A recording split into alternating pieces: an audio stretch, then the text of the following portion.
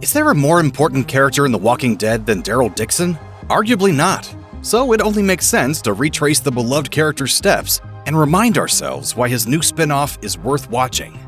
Most of the characters in The Walking Dead have counterparts in the comics. Some are radically different, others have storylines that diverge, and there are a select few who were created especially for the show. Daryl is the exception, a character who didn't even exist until Norman Reedus came in to audition. When Reedus auditioned, all the roles were cast, but he made such an impression that the part of Daryl was created specifically for him.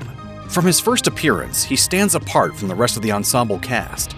A surly, abrasive, yet competent member of the main survivor group, armed with his ever-present crossbow. Introduced as perhaps the most antisocial member of the Atlanta survivors, Daryl has a laconic, cynical outlook contrasted with his fierce loyalty to his friends. This, combined with the sometimes childlike nature, makes him an endlessly fascinating character. Until the final few seasons, Daryl was rarely the main focus of the story. Instead, the story tends to follow former sheriff Rick Grimes and those in his family, while other survivors are also given prominent story arcs. Even characters who are in the show for less time are given more characterization than Daryl at times. This allows for a subtler kind of character progression, though, and by the end of the series, he transforms from cynical outsider to a respected and valued member of the community. Along with Carol, Daryl is the longest-serving character in the franchise, appearing in a total of 175 episodes. He is introduced in the third episode of the first season as the lone wolf of the Atlanta survivors, but perhaps the most capable hunter in the group. In his first appearance, he's already shot a deer with his crossbow, only to discover a walker has already started eating it, tainting the meat. As he takes his frustration out in the dead body, Dale tries to stop him, only for Daryl to tell him, "You take that stupid hat and go back to Golden Pond."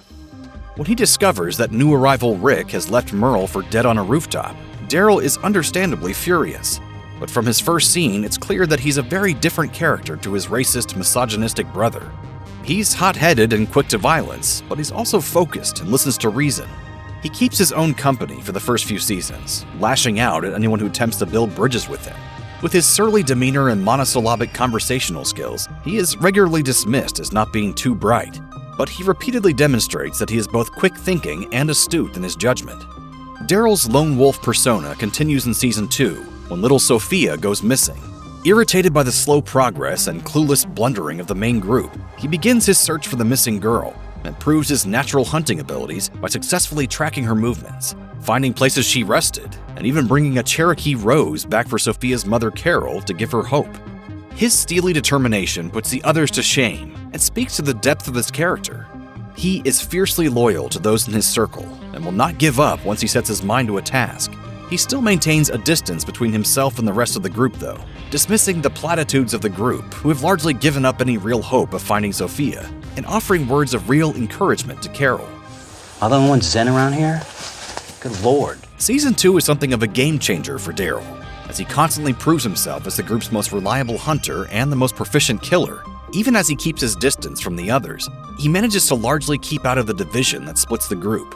Appropriately enough, he consolidates his position as part of the group when Dale, the show's moral center, is eviscerated by a zombie and needs to be put out of his misery. With both Rick and Shane unwilling to do it, the ever-stoic Daryl steps up to do what is necessary. What makes Daryl such a memorable character is the fact that, unlike his brother, so much of his meanness is a front. Scratch the surface and you see a vulnerable soul who has lived all his life in his brother's shadow. Before settling with the Atlanta survivors, the Dixon brothers would drift from place to place, getting high or drunk and preying on the weak and trusting. Indeed, they were planning on robbing the Atlanta group before Merle had his rooftop encounter with Rick. When Merle miraculously appears alive and allied with the mysterious governor, Daryl is faced with the biggest internal conflict he has encountered in the series to that point. Despite all his growth in the first 2 seasons, he is so cowed by Merle's forceful personality that he struggles to emerge from his little brother role. Nonetheless, the brothers still have a twisted affection and loyalty for each other, despite their outward hostility. During their brief time on the run together, Daryl shows he's outgrown Merle when he saves a family on the road from walkers and prevents his brother from robbing them. Get out of the car. I know you're not talking to me, brother. When Daryl is finally confronted by a zombified Merle, he fully breaks down in tears before reluctantly killing the thing that used to be his brother. There is a deep love and affection that exists between them, as shown by Daryl's affecting reaction. but there's built-up anger and resentment boiling beneath the surface, as demonstrated through the way Daryl utterly destroys Merle's head with his knife. It's a devastating scene in every respect, and Regis absolutely nails his performance. After the prison saga, Rick increasingly comes to rely on Daryl as his trusted right-hand man. For the entire series up to this point, Daryl has regularly been the MVP of the group. He's a dependable fighter and has saved the lives of the rest of the group on countless occasions. However, it often feels like he is simply utilized as a necessary tool rather than a valued member of the group. After the governor's devastating assault on the prison, the group is forced to split up and go their separate ways. Daryl initially joins up with Beth, but when she goes missing, he falls in with, to put it mildly, a bad crowd. Led by Joe, the Claimers are a violent group hell-bent on hunting down someone who killed one of their number.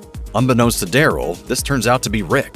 By his admission in his scenes with Beth, Daryl was a follower before the apocalypse, doing whatever was asked of him without question.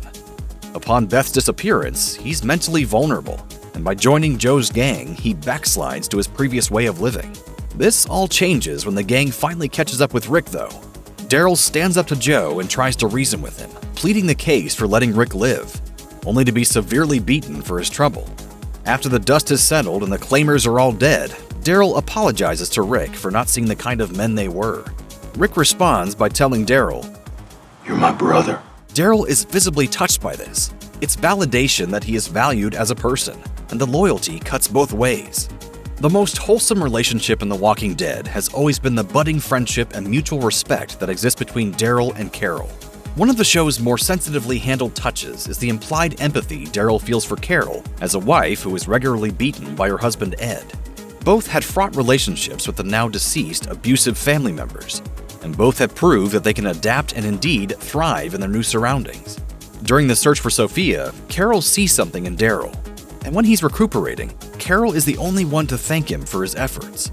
Throughout the series, this bond deepens into a deep understanding of one another. Daryl is a reticent character, but it doesn't take much to get him to open up, as is shown in his interactions with Carl and Beth, where he explicitly makes mention of his troubled upbringing. There's a nice subtle moment where he pockets a book on surviving childhood abuse when out on a supply run, only noticed by Carol when it falls out of his backpack. It's a neat moment that shows how he's trying to move past his traumatic past and makes the connection between him and Carol even stronger.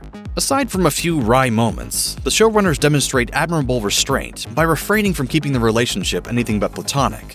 There's a reason Carol is the only other character who we will see in the upcoming series. Their relationship is the most enduring, touching friendship of the entire series. Every reunion between the two is poignant, so expect tears when they are reunited again. Having assimilated into the peaceful community of Alexandria, things seem strangely peaceful for a while for the survivors, who reach out to contact other survivor settlements to build a larger community. However, this draws the attention of Negan and his saviors, who descend on the group and easily capture them. The first thing Negan does to assert his dominance over Rick's group of survivors is beat Abraham to death with his barbed wire-covered baseball bat, Lucille. "You guys, look at my dirty girl." Then, when Daryl attacks him, he brutally murders sweet-natured Glenn as well, and takes Daryl hostage. He then spends a good chunk of Season 7 imprisoned in Negan's sanctuary, enduring a wide range of abuse at the hands of the Saviors. In previous seasons, he learned to take a pragmatic approach when it comes to violence. Upon escaping the Saviors, though, and blaming himself for Glenn's death, Daryl begins to spiral into his former ruthless self. He becomes singularly focused on his goal of killing Negan, no matter who gets in his way, often butting heads with Rick.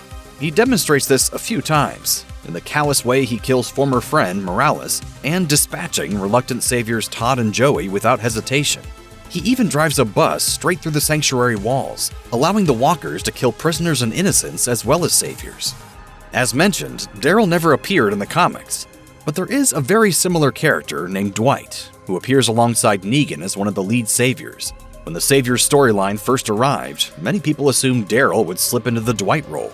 But the eventual storyline was a lot more interesting. Instead of replacing Dwight, Daryl serves as a kind of positive reflection of him. The two have an adversarial relationship from their very first encounter, and constantly snipe and hurl abuse at each other in every subsequent interaction. Daryl clearly despises Dwight, despite the two being very similar. If Daryl had taken a different path, then he could have quite easily ended up as Negan's right-hand man rather than Rick's. And this is what brings Daryl back from his murderous streak. He sees how repentant Dwight is for his actions and allows him to live and ultimately redeem himself by finding his missing wife.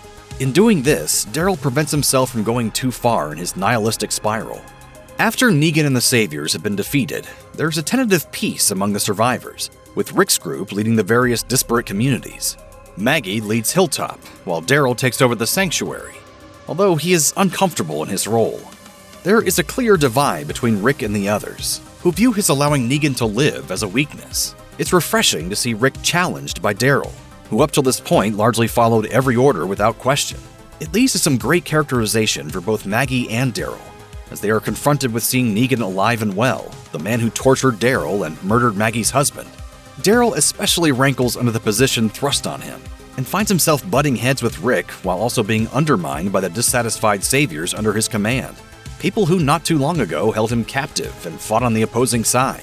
It all culminates in a heart-to-heart in a deep pit, where Daryl holds Rick to account for forgetting what he owed to Glenn and others who died for the rest of the group. It's a harsh argument, but unlike the arguments with Shane, there is never a sense that the two will come to blows.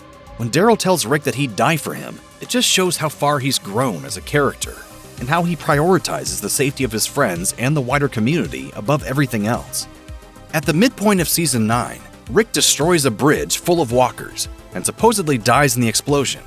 However, despite seeing him on the bridge when it blew up, Daryl refuses to believe that his friend is really dead, doggedly searching for him for a whopping 6 years. He demonstrates his unwavering loyalty to his friend, and a resolve that borders on obsession as he withdraws into an isolated existence in his attempt to locate the group's leader. His attempts to find Rick mirrors the determination he showed in the search for both Sophia and Beth in previous seasons, although this time, the result may be a little more promising. Although he doesn't actually find Rick, he finds definitive proof that he is still alive, alleviating the urgency of his search and allowing him to rejoin the Alexandria community where trouble is once again brewing. This is an important plot point, as the new spin-off will likely address Daryl's search for Rick and Michonne, at least in part. In the series finale, he promises Rick's daughter Judith that he will look for them. When I'm out there, if I hear anything, see anything, I'll find them both. I'll bring them home. All right? Over the course of the series, Daryl's more caring side has shown itself a few times, most notably when Rick's daughter Judith is born. However, it's not until the war with the Whisperers that his paternal instinct emerges in earnest. During a raid where the Whisperers first reveal themselves, he and Michonne capture young Whisperer Lydia. Though imprisoned in the town jail, Daryl immediately recognizes the signs of abuse on Lydia and slowly becomes her guardian, mentoring her and helping her adjust to her new life away from the Whisperers. He defends her from mistrustful or openly antagonistic survivors, and initially refuses to hand her over to her mother Alpha, the leader of the Whisperer army, regardless of the consequences. At one point, he even volunteers to leave the safety of Alexandria to raise her on his own. Lydia brings out a side of Daryl that has only been hinted at before, an emotionally mature, protective side. He even puts aside his hatred of Negan and works with him to destroy the Whisperers and bring Lydia home. In the end, he's such a positive influence on her that when it comes to it, she chooses Daryl over her real mother. Despite being a pretty ruthless character in a lot of ways, Daryl has remained oddly chaste throughout the series, something that has led many online viewers to believe he may be asexual. At the very least, he has an almost childlike approach to romantic attachments, looking almost bashful whenever it comes up. His uncomfortable reaction to Carol's famous line in Season 3 being a prime example. Screw around? I'll go down first. Even better. However, in one of the standalone episodes that closed Season 10, it's revealed that in the 6 years Daryl spent searching for Rick, he found a kindred spirit in Leah. Similarly stoic and taciturn, they spend a lot of time together in the abandoned cabin they share, and trust builds between them as they bond over those they have lost. This storyline may seem a little rushed and unearned, but whatever misgivings we might have about the initial introduction of Leah, it pays off in the introduction of the Reapers. Leah vouches for Daryl, convincing Pope that he isn't with the Alexandrians. Daryl manages to handle the situation in a remarkably subtle way, clearly having learned the right lessons from Negan, who used a similar method to infiltrate the Whisperers. Both Daryl and Leah are too loyal to their respective groups to just elope together. Daryl thinks that Leah wants to lead the Reapers behind her, when in fact she just wants to supplant Pope and lead the Reapers herself. Their relationship ends definitively when Leah attacks Maggie, and Daryl kills Leah with a bullet to the head. It once again shows how Daryl will always put the group before himself, and that he hasn't forgotten Glenn's sacrifice, protecting Maggie at all costs. By the final season, Daryl emerges as the closest thing to a protagonist that the show ever had. His transformation from isolated loner to community leader took 11 seasons of television, but it feels really organic in the end. Starting as a character who despises the people he is thrown in with, he ends up as the character who holds the survivors together. He makes personal sacrifices for the good of the community, and in the final season, acts against his own nature and better judgment by joining the Commonwealth's militia, something that would previously be out of the question to the anarchic, anti-establishment Daryl we knew from the early seasons. This decision is nonetheless entirely consistent with the caring character he's grown into. His relationship with Carol, too, has been through the ringer in the final couple of seasons, as the presence of Leah drove a wedge between the two friends. Thankfully, they reconcile by the time the season finale comes to pass, and have an emotional farewell before he rides his motorbike into the sunset. It's a touching way to end their story, for now, and a stark contrast to the emotionally repressed character from the first season. Daryl, Yeah. you deserve a happy ending too. But where is he going? It's left intentionally vague, but Maggie seems determined to learn more about why the walkers are changing and adapting. And it appears that she has tasked Daryl with a research mission to learn more about the origins of the zombie outbreak, a mission that seems destined to see him travel to France. We just hope that whatever dangers he faces, he achieves this by the end of the new spin-off.